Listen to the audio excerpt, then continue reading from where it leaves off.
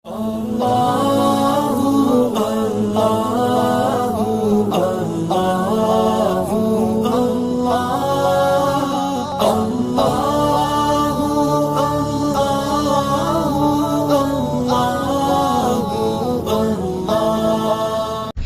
بس اس بات کا خیال رکھیں کہ صبح سے لے کے رات تک ہر کام کو سنت کے مطابق کرنا ہے، اور کوئی کام نہ خلاف سنت کرنا ہے نہ خلاف سنت ہوتے ہوئے دیکھنا ہے۔ جھگڑا نہیں کرنا، اصلاح کی کوشش کرنی ہے، سمجھانا ہے۔ یہ کیسے ہو سکتا ہے کہ اتنی محبوبہ بیوی ہو اور ہماری آنکھوں کے سامنے سنت توڑے؟ اتنا محبوب بیٹا ہو اور آنکھوں کے سامنے سنت کے ساتھ یہ مذاق کرے؟ ایسا ہرگز نہیں ہونا چاہیے۔ تو سنت کا عاشق وہ ہوگا جو اپنے گھر کو نبی علیہ الصلوۃ والسلام کی سنتوں کا گلشن بنا دے گا۔ گھر کے سب افراد سنت کے مطابق زندگی گزارنے والے، ایک ایک عمل سنت کے مطابق کرنے والے۔ یاد رکھنا، قیامت کے دن اگر ہم نے جا کر عرض کیا اللہ آپ کے نبی علیہ السلام کے امتی آ گئے ہیں، اور رب کریم نے صرف ایک کوسچن پوچھا کہ تم نے ایک ایسے وقت میں زندگی گزاری جب لوگ اپنی چیزوں کا تعارف کرواتی تھی۔ آج کل تو ایڈورٹائزمنٹ کا زمانہ ہے، جو پروڈکٹ کوئی بنائے پوری دنیا میں اس کی ایڈورٹائزمنٹ ہوتی ہے، لوگوں کو بتایا جاتا ہے دیکھو ہمارے پاس یہ ہے۔ لوگوں نے اپنی چیزوں کا تعارف کروایا، چھوٹی سی بڑی چیز کا، کمپیوٹر کو دیکھو، آج سیل فون کو دیکھو، یہ کچے اور پکے مکان میں پہنچ گئے، حتیٰ کہ بیت اللہ کے دروازے پہ جو دعائیں مانگ رہے ہوتے ہیں ان کی جیبوں میں بھی سیل فون کی ٹون بج رہی ہوتی ہے۔ تو سوچئے لوگوں نے اپنے تانبے کو بھی اپنا سونا بنا کے دکھا دیا، اور میرے محبوب کے امتی ہو تمہارے ہاتھ میں تو تھا ہی سونا، تم نے کیا سنت کا تعارف کروایا؟ تم نے کس کو سنت کا عاشق بنایا؟ تم نے کس کے دل میں سنت کی اہمیت پیدا کی؟ اگر یہ کوسچن پوچھ لیا گیا میرے دوستو، اس دن ہماری جان نہیں چھوٹ سکے گی۔ ہم پروو نہیں کر سکتے کہ نبی علیہ السلام کا کلمہ پڑھنے کے باوجود ہم سنت کے ساتھ یہ معاملہ ہوتے ہوئے دیکھ کے پھر کیسے اطمینان سے رہ جاتے ہیں۔ ہمارے لیے تو جینا دوبھر ہو جائے ایسے معاملے۔ تو سنت کی محبت سیکھیے، اور اس وقت جب کہ آج دنیا اپنی چیزوں کا تعارف کروا رہی ہے، ہم کلمے کا تعارف کروائیں، قرآن کا تعارف کروائیں، اسلام کا تعارف کروائیں، محبوب کے اخلاق کا تعارف کروائیں، محبوب کی سنتوں کا تعارف کروائیں، اور لوگوں کو بتائیں کہ دیکھو تم قیمتی متاع کو چھوڑ کے کس ڈلتی چھاؤں کے پیچھے بھاگتے جا رہے ہو۔ آج ہم میں سے ہر بندے کے اوپر یہ ضروری ہے کہ وہ دین کی محنت کی کسی نہ کسی شکل میں لگ کر زندگی گزارے۔ جو نہیں گزارے گا، قیامت کے دن اس کو نبی علیہ السلام کے سامنے جواب دہ ہونا پڑے گا۔ نبی علیہ الصلوۃ والسلام تہجد کے وقت رویا کرتے تھے، آنسو بہاتے تھے، ریش مبارک آنسوؤں سے تر ہو جاتی تھی، اتنا لمبا سجدہ فرماتے تھے کہ عائشہ صدیقہ عنہا فرماتی ہیں مجھے گمان ہونے لگتا کہ کہیں روح مبارک پرواز تو نہیں کر گئی، تو میں پاؤں کے انگوٹھے مبارک کو پکڑ کے ہلاتی تھی کہ زندگی کے آثار تو ہیں۔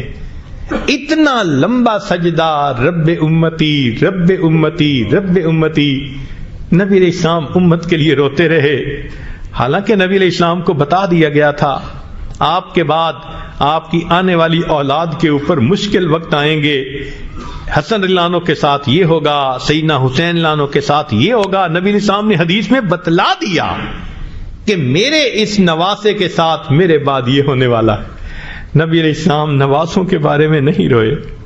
آپ صلی اللہ علیہ وسلم کی بیٹیوں پہ مشکل وقت آئے، آپ نے یہ نہیں کہا میری زینب کا کیا بنے گا، میری فاطمہ کا کیا بنے گا۔ نبی علیہ السلام اگر روئے تو کس کے لیے روئے؟ امتیوں کے لیے روئے۔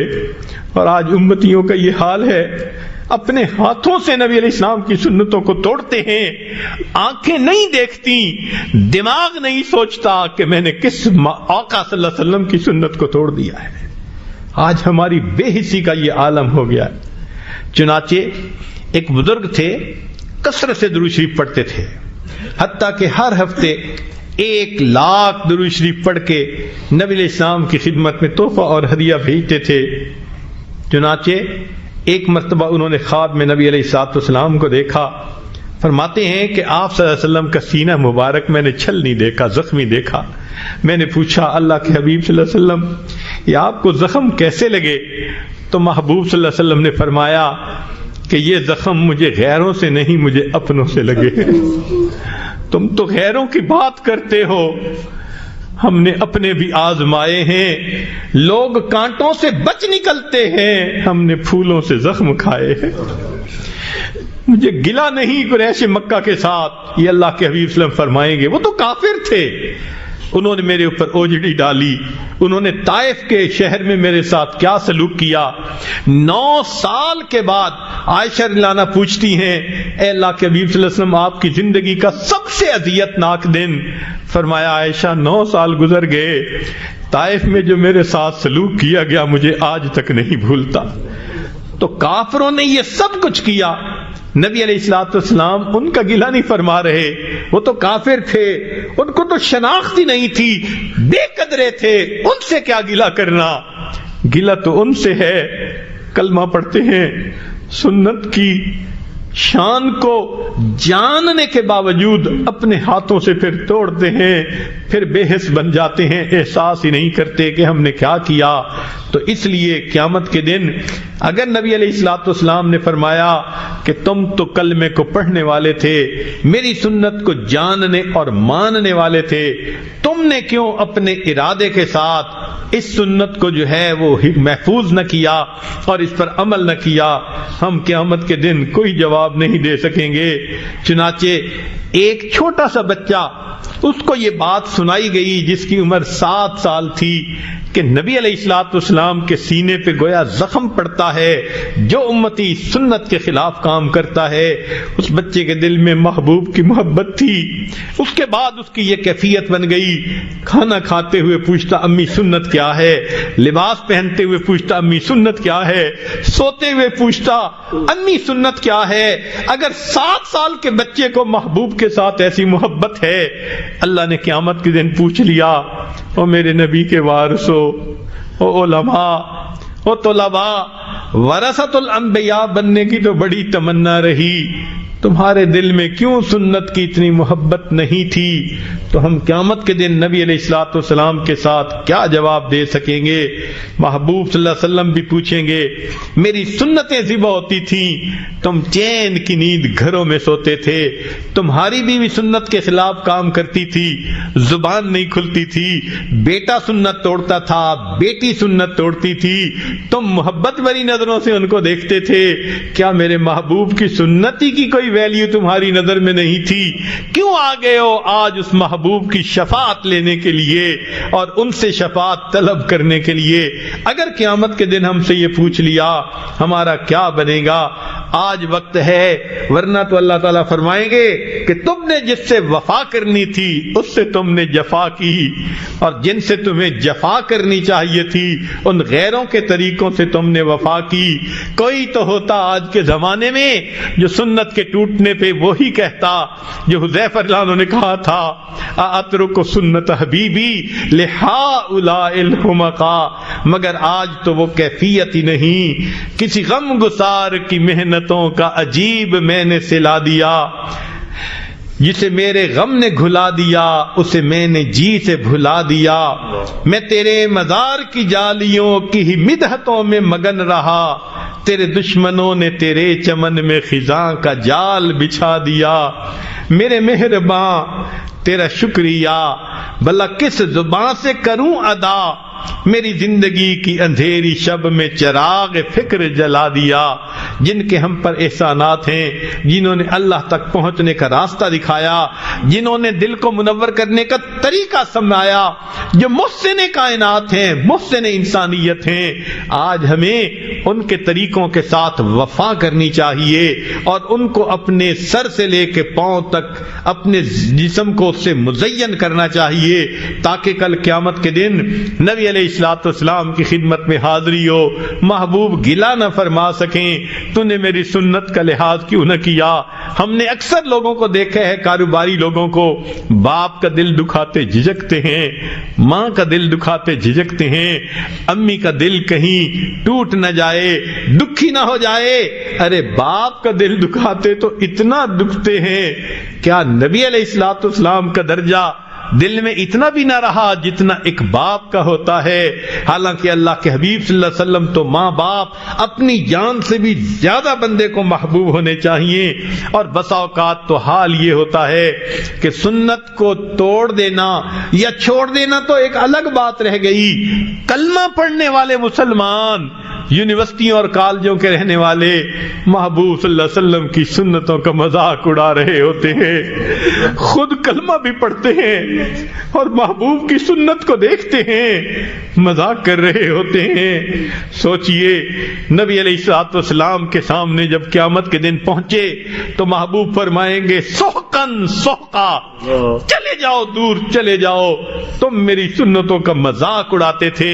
یاد رکھنا کافر نبی علیہ السلام کا مذاق اڑاتے تھے، آج کے روشن خیال یا تاریخ خیال وہ نبی علیہ السلام کی سنتوں کا مذاق اڑاتے ہیں. بات تو ایک ہی جیسی ہے. کل قیامت کے دن نبی علیہ السلام کی شفاعت کیسے نصیب ہوگی اگر انہوں نے اللہ کے سامنے یہ بات کہہ دی، یا رب ان قوم اتخذوا ھذا القرآن مہجورا، اللہ یہ میری قوم ہے جنہوں نے قرآن کو پشت پیچھے ڈال دیا تھا، تو بتائیے کہ پھر ہمارا کیا بنے گا. آج وقت ہے نبی علیہ الصلوۃ والسلام کی سنتوں کو اپنائیں تاکہ اللہ رب العزت کی نظر میں پسند آ جائے، اللہ رب العزت ہم سے محبت کرنے والے بن جائے. ہم نے تو دنیا میں دیکھی ہیں مثالیں کہ ماں اس کو کہو نا کہ یہ تمہارے بچے کی فوٹو ہے، ذرا اس کو آگ میں ڈال دو، وہ کہے گی میں اس کو آگ میں تو نہیں ڈالوں گی، کسی اور طریقے سے اس کو ضائع کر سکتی ہوں، آگ میں نہیں ڈالوں گی. میرے بیٹے کی تصویر ہے، اگر ماں محبت کی وجہ سے بیٹے کی تصویر کو آگ میں ڈالنا پسند نہیں کرتی تو کیا سمجھتے ہیں قیامت کے دن جو نبی علیہ السلام کی شکل و شباہت لے کر اللہ کے سامنے پیش ہوگا، کیا اللہ تعالیٰ اپنے محبوب صلی اللہ علیہ وسلم کی تصویر کو جہنم میں بھیج دیں گے، جہنم کی آگ میں جلا دیں گے؟ ایسا کبھی نہیں ہوگا. اس وقت پتہ چلے گا کہ سنت کے ظاہر پر بھی عمل کرنے کا درجہ کیا تھا. ہم اتنا تو کہہ سکیں گے تیرے محبوب کی یا رب شباہت لے کے آیا ہوں، حقیقت اس کو تو کر دے، میں صورت لے کے آیا ہوں. ہم اتنا تو کریں کہ نبی علیہ الصلوۃ والسلام سنت کو اپنے دل کے اندر اہمیت دینی شروع کر دیں. نبی علیہ الصلوۃ والسلام نے تکالیف اٹھائیں امت کی خاطر. یاد رکھیں کوئی ماں اپنے اولاد کی خاطر 23 سال نہیں روتی، کوئی باپ بچے کی خاطر 23 سال نہیں روتا. نبی علیہ الصلوۃ والسلام امت کی خاطر 23 سال تک روتے رہے. اور حتیٰ کہ معاملہ یہاں تک پہنچا کہ جب ملک الموت آئے اور عرض کیا اے اللہ کے حبیب صلی اللہ علیہ وسلم اللہ نے آپ کو یاد فرمایا ہے، تو نبی علیہ السلام نے فرمایا ملک الموت پوچھ کے بتاؤ میرے بعد میری امت کا کیا ہوگا. اللہ رب العزت نے پیغام بھیجا میرے محبوب کو تسلی دے دو تمہارے بعد تمہاری امت کو ہم لاوارث نہیں چھوڑیں گے. محبوب کو جب تسلی دی گئی فرمایا اب میں اللہ سے ملنے کے لیے تیار ہوں. محبوب کو تو امت سے اتنی محبت ہو اور ہمارا حال یہ ہو کہ نبی علیہ الصلوۃ والسلام کی سنت کو کچھ سمجھیں ہی نہ، صبح و شام اس کو توڑتے پھریں اور احساس بھی نہ ہو کہ ہم نے کیا کیا. آج اس بات کا عہد کر لیجئے کہ ہم نبی علیہ السلام کی سنتوں کو اپنائیں گے، پوری زندگی سنت کے مطابق ڈھالیں گے، حتیٰ کہ جب ہماری موت کا وقت آئے اور ملک الموت ہمارے پاس آئے، جس عضو کو ٹٹولے سنت نبوی سے مزین نظر آئے، اگر دل کو ٹٹولے عشق نبوی سے بھرا نظر آئے، دماغ کو ٹٹولے تو علم نبوی سے لبریز نظر آئے، ایسی کیفیت میں ہم اللہ رب العزت کے حضور قیامت کے دن پیش ہوں گے۔ اللہ تعالی ہماری اس حاضری کو اور سنت کی اتباع کو اللہ تعالی قبول فرما لے اور ہمیں بھی اپنے محبوب بندوں میں شامل فرما لے۔ وآخر دعوانا ان الحمد للہ رب العالمین۔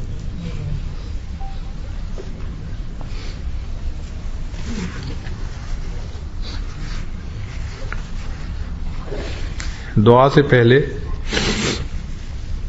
بتایا گیا تھا کہ کچھ احباب ایسے ہیں جو توبہ طائب ہونا چاہتے ہیں، آج تک جو سنتوں کے خلاف عمل کرتے رہے اس پہ سچی توبہ کرنا چاہتے ہیں، بیعت بھی ہونا چاہتے ہیں، تو یہ عاجز توبہ کے کلمات پڑھائے گا، سچے دل کے ساتھ زندگی کے پچھلے سب گناہوں سے سچی پکی توبہ کر لیجئے۔ الحمدللہ وکفا وسلام علی عبادہ الذین اصطفی، اما بعد۔ یہ کلمات سچے دل کے ساتھ پیچھے پیچھے پڑھیے۔ بسم اللہ الرحمن الرحیم۔ لا الہ الا اللہ محمد الرسول اللہ، آمنت باللہ وملائکتہ وکتبہ ورسلہ والیوم الآخر والقدر خیرہ وشرہ من اللہ تعالی والبعث بعد الموت، آمنت باللہ کما ہوا باسمائہ وصفاتہ وقبلت جمیع احکامہ اقرار باللسان وتصدیق بالقلب، اشہد ان لا الہ الا اللہ واشہد ان محمدا عبدہ ورسولہ، استغفر اللہ ربی من کل ذنب واتوب الیہ برحمتک یا ارحم الراحمین۔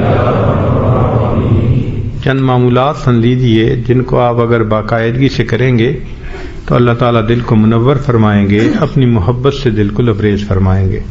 100 مرتبہ درود شریف صبح شام پڑھنا، 100 مرتبہ استغفار پڑھنا، روزانہ قرآن مجید کی تلاوت کرنا، چلتے پھرتے دل میں اللہ تعالیٰ کا دھیان رکھنا، اور روزانہ صبح شام 10-15 منٹ ذکر قلبی یعنی مراقبہ کرنا۔ مراقبے کا طریقہ یہ ہے کہ جب آپ نماز پڑھ کے فارغ ہوں تو تھوڑی دیر کے لیے ظاہر کی آنکھوں کو بند کر لیں، من کی آنکھوں کو کھول لیں، اور یہ سوچیں کہ اللہ رب العزت کی رحمت آ رہی ہے، میرے دل میں سما رہی ہے، دل کی ظلمت اور سیاہی دور ہو رہی ہے، اور میرا دل اللہ اللہ اللہ، یہ میرا دل بول رہا ہے، زبان سے نہیں پڑھنا، سانس سے کچھ نہیں کرنا، جسم کو حرکت نہیں دینی، چپ چاپ ریلیکس بیٹھنے، جیسے کیسٹ پہ تلاوت ہو رہی ہوتی ہے تو آپ کتنے آرام سے سن رہے ہوتے ہیں، توجہ اسی طرح متوجہ ہو کر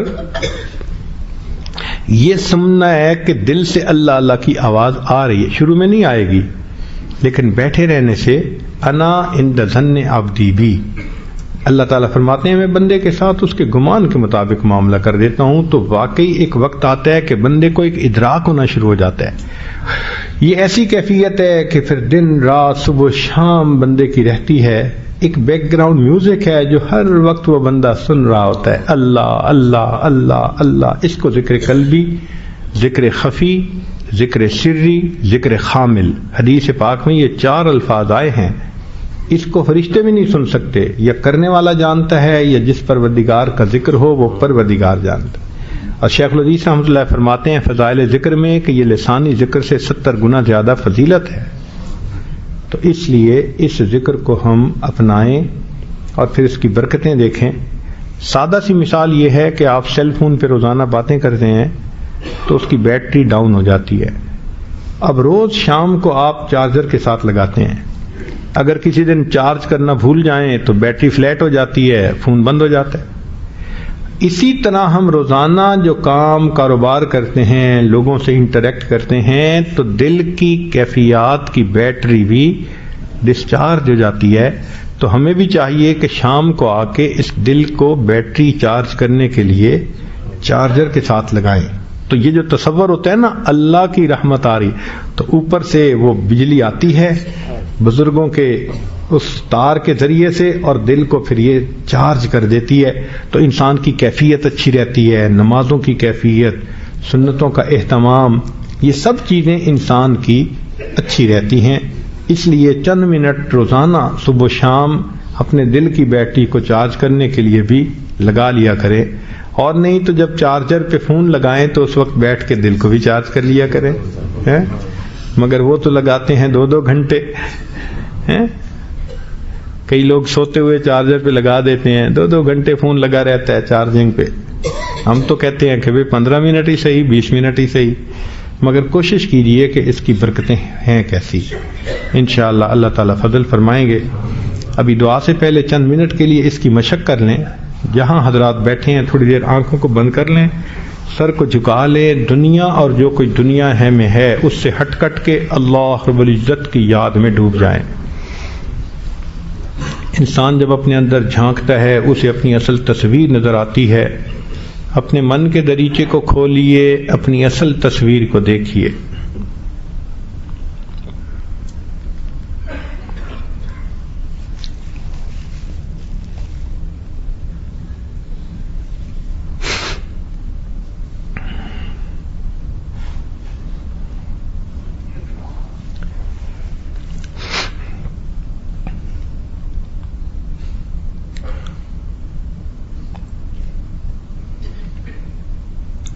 ہواؤ ہرس والا دل بدل دے،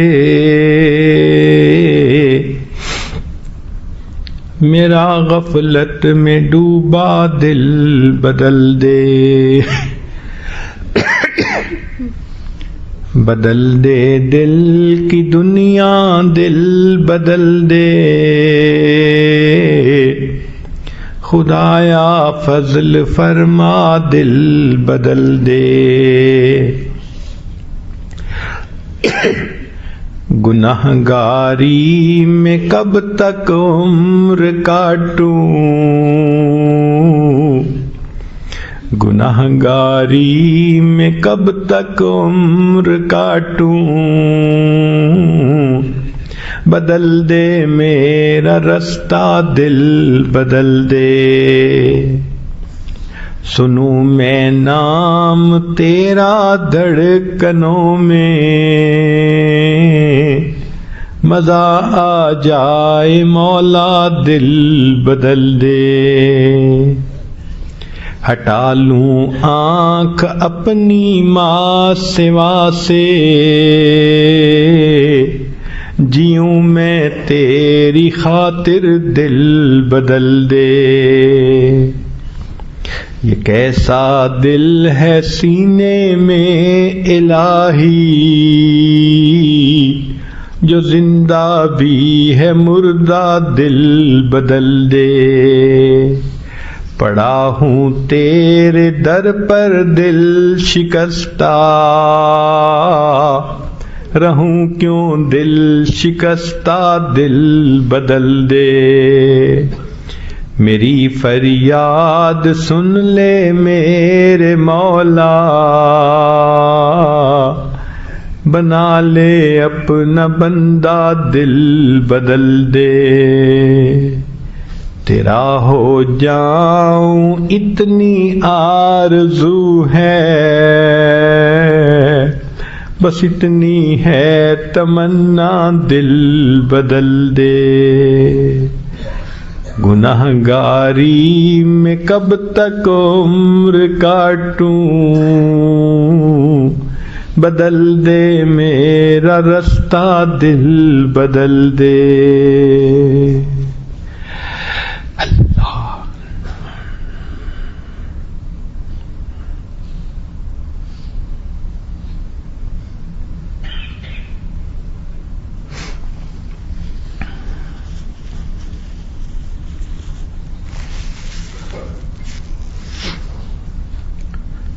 لا الہ الا اللہ محمد رسول اللہ. دعا کر لیجئے. سبحان ربی العلی الوہاب. اللہم صلی علی سیدنا محمد وعلی آل سیدنا محمد وبارک وسلم. اے کریم آقا، ہم آپ کے عاجز مسکین بندے ہیں، ہمارے گناہوں کو معاف فرما، خطاؤں سے درگزر فرما، عیبوں کی پردہ پوشی فرما. اللہ ہماری نگاہوں کو پاک فرما، دلوں کو صاف فرما، سینوں کو اپنی محبت سے لبریز فرما. اپنے عشق کی آتش ہمارے سینوں میں پیدا فرما، ہمارے انگ انگ سے اپنے ذکر کو جاری فرما، روئے روئے سے اپنے ذکر کو جاری فرما، ہڈی ہڈی بوٹی بوٹی میں اپنی محبت پیدا فرما. اے کریم آقا، ہماری جسمانی بیماریوں کو دور فرما، روحانی بیماریوں کو دور فرما.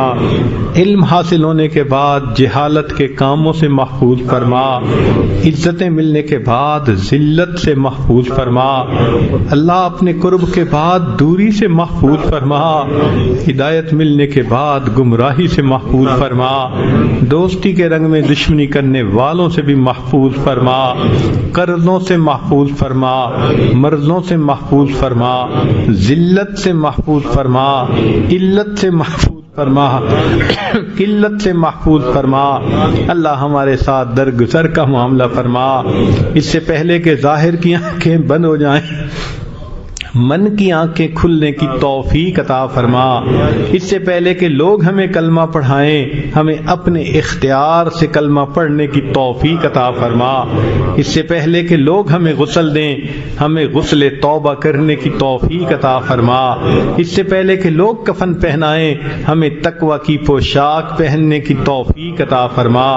اس سے پہلے کہ ہماری نماز پڑھی جائے، اللہ ہمیں نماز کی حضوری نصیب فرما. اس سے پہلے کہ قیامت کے دن آپ کے سامنے پیشی ہو، اللہ ہمیں اپنی بارگاہ میں قبولیت نصیب فرما. زندگی کے آخری حصے کو زندگی کا بہترین حصہ بنا اور قیامت کے دن کو زندگی کا سب سے زیادہ خوشیوں بھرا دن بنا. اے اللہ ہمارے ساتھ درگزر کا معاملہ فرما.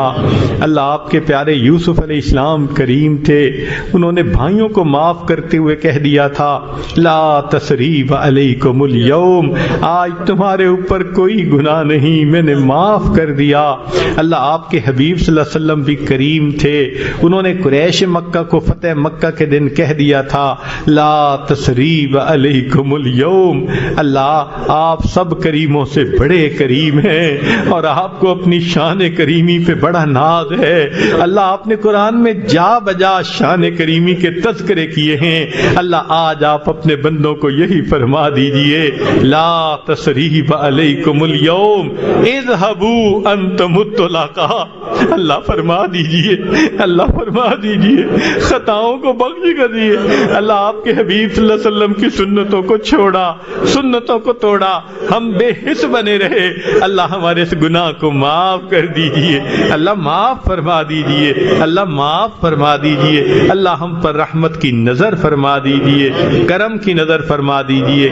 اے کریم مہربانی کا معاملہ فرمائیے. اللہ آپ نے موسیٰ علیہ السلام کو فرعون کی طرف جب بھیجا تھا، فرمایا فَقُولَا لَهُ قَوْلًا لَيِّنًا، اس سے نرم گفتگو کرنا، نرمی کا معاملہ کرنا. اللہ وہ فرعون جو انا ربکم الاعلی کہتا تھا، آپ اس کے ساتھ تو نرمی کے معاملے کا حکم فرماتے ہیں. اللہ یہ مسجد میں جتنے لوگ موجود ہیں یہ سجدے میں سر ڈال کے سبحان ربی الاعلی کی گواہیاں دیتے ہیں. اللہ ان کے ساتھ نرمی کا معاملہ فرما لیجیے، اللہ نرمی کا معاملہ فرما لیجیے، اللہ نرمی کا معاملہ فرما دیجیے. اللہ آج گناہ معاف فرما دیجیے، قلم پھیر دیجیے میرے مولا، گناہوں کو نیکیوں میں بدل دیجیے، سر سے گناہوں کے بوجھ ہٹا دیجیے.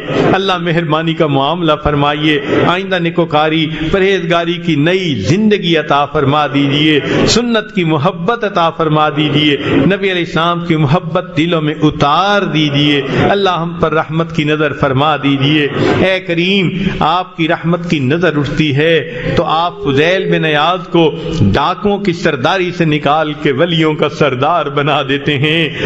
آپ کی رحمت کی نظر اٹھتی ہے بشر حافی کو دنیا کے شراب خانے سے نکال کے اپنی محبت کی شراب پلا دیتے ہیں۔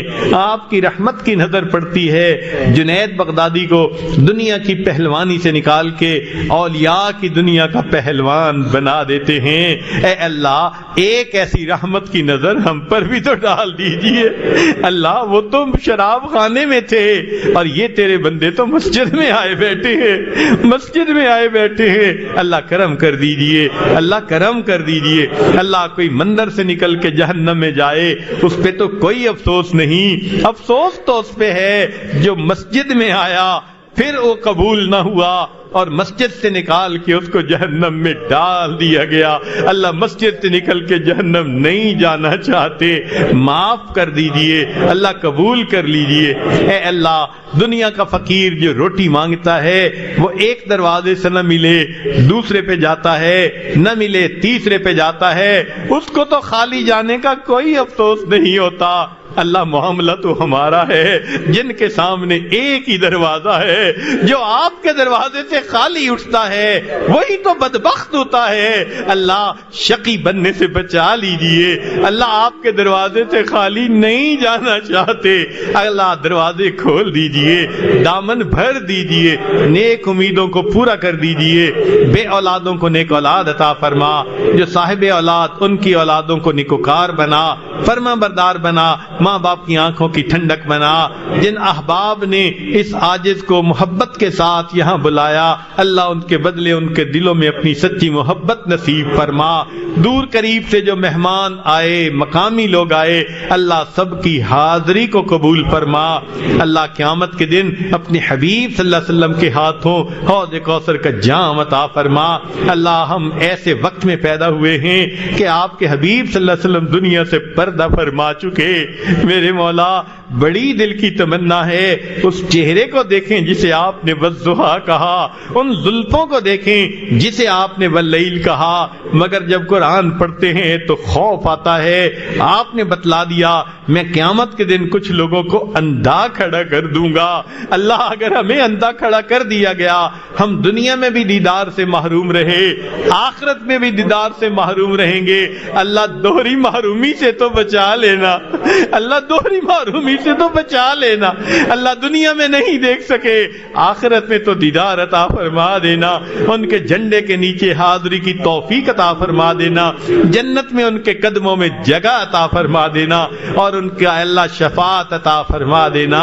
اللہ ہماری ان دعاؤں کو اپنی رحمت سے قبول فرما لینا۔ صلی اللہ تعالی اللہ دنیا میں جہاں بھی مسلمان پریشان ہیں سب کی پریشانیوں کو دور فرما، مدارس عربیہ کی حفاظت فرما، دعوت و تبلیغ کے کام کی حفاظت فرما، جہاں اللہ لوتی ہے ان خانقاہوں کی حفاظت فرما، اقامت دین کی کوششوں کی حفاظت فرما، ہمارے تینوں حرم کی حفاظت فرما۔ اللہ ہماری ان دعاؤں کو اپنی رحمت سے قبول فرما، ہمارے والدین عزیز اقارب مشائخ جو فوت ہو چکے ان کی مغفرت فرما، جن کی آپ نے مغفرت کر دی اللہ قرب کے اعلیٰ ترین درجات عطا فرما۔ میرے مولا ایام حج تو شروع ہو چکے، اے اللہ شہر موسم حج شروع ہو چکا، اے اللہ وہ کتنے خوش نصیب لوگ ہوتے ہیں احرام باندھ کے چلتے ہیں، کوئی غلاف کعبہ کو پکڑ کے جو ہے وہ دعائیں مانگتا ہے، کوئی حجر اسود کے بوسے لیتا ہے، کوئی مقام ابراہیم پہ سجدے کرتا ہے، کوئی لبیک اللہم لبیک پڑھتا ہے۔ اللہ ہمیں بھی ان میں شامل فرما لیجیے، اپنے حبیب صلی اللہ علیہ وسلم کے در کی حاضری قبولیت والی بار بار نصیب فرما دیجیے۔ ربنا اے اللہ جنہوں نے دعاؤں کے لیے کہا ان کی نیک مرادوں کو پورا فرما۔ ربنا تقبل منا انک انت السمیع العلیم تب علینا انک انت التواب الرحیم۔ صلی اللہ تعالی علی خیر خلقہ سیدنا محمد و آلہ و اصحابہ اجمعین۔